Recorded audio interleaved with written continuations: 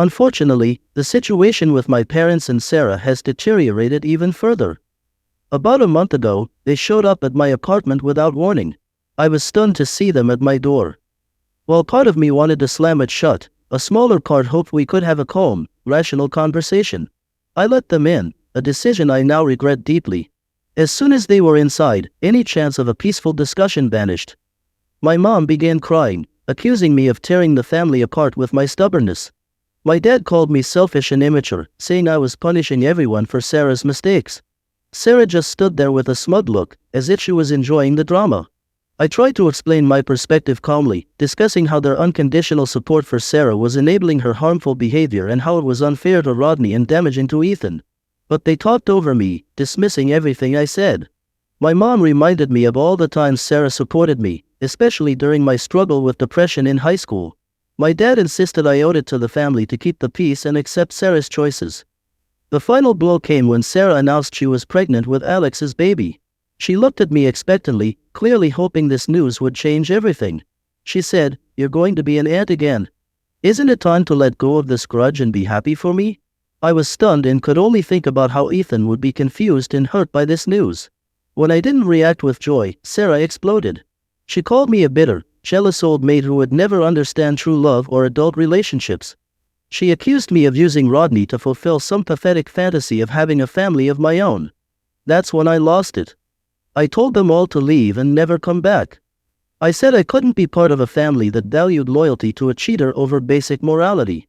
I told Sarah she was selfish and short-sighted, and that I pitted her children for having such a poor example of integrity.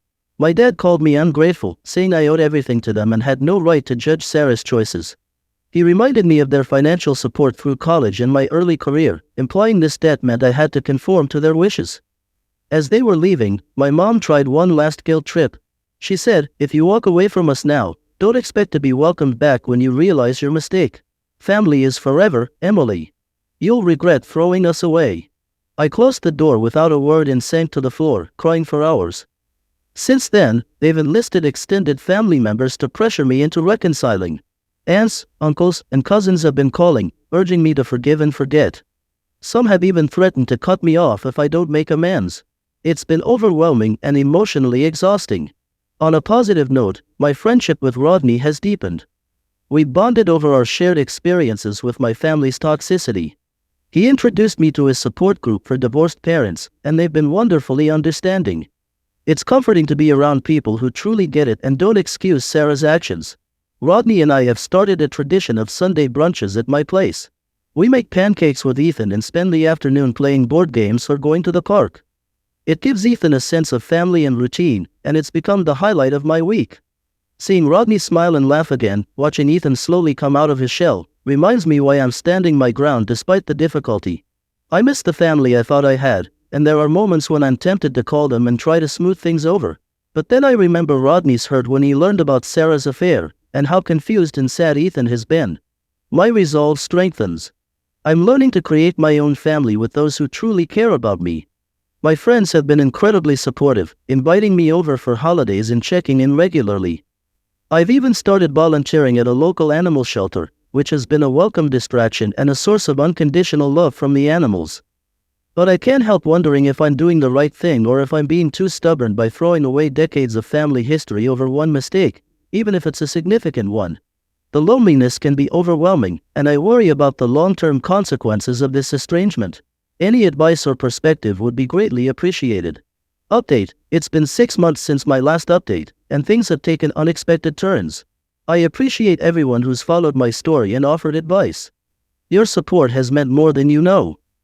The biggest news is that Sarah's relationship with Alex fell apart spectacularly. It turns out he wasn't the knight in shining armor she thought he was. About 2 months ago, Sarah showed up at my door in tears, looking disheveled and nothing like her usual self. Through her sobs, she confessed that Alex had been cheating on her with multiple women at their office.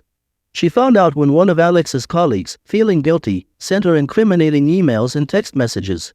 Sarah was devastated, saying she'd given up everything for Alex only to be betrayed in the same way she betrayed Rodney. I didn't know how to feel. Part of me was satisfied by the karmic justice, but seeing my sister so broken stirred up old protective instincts. I let her in, made her some tea, and listened as she poured out her heart. Sarah said she realized how wrong she'd been, how she'd thrown away a good marriage and hurt many people for a relationship built on lies. She begged for my forgiveness and said she wanted to make amends with Rodney and rebuild our family. At first, I was skeptical.